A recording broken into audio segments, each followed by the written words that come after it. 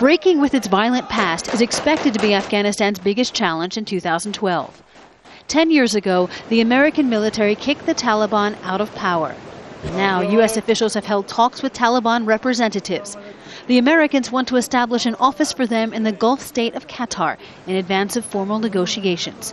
But some say that isn't such a good idea.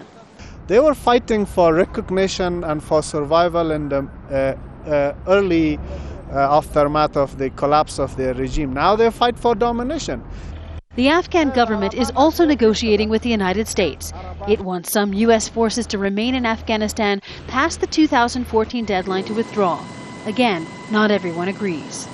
And I think the permanent staying of American in this location is a permanent problem to us and to America. NATO's exit strategy relies on building and training Afghan security forces.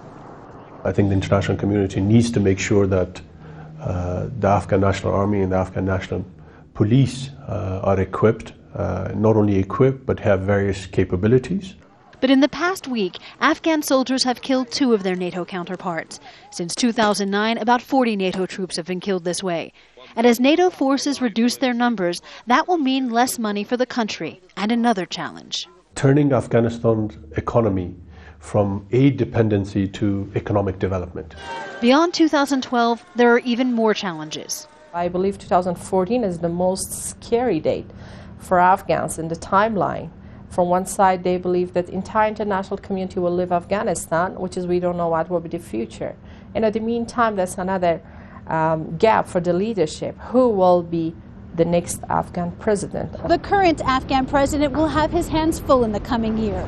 Possible talks with the Taliban, Afghans assuming security control, and economic and political reforms are all anticipated steps in helping Afghanistan eventually stand on its own. Jennifer Glasse, Al Jazeera, Kabul.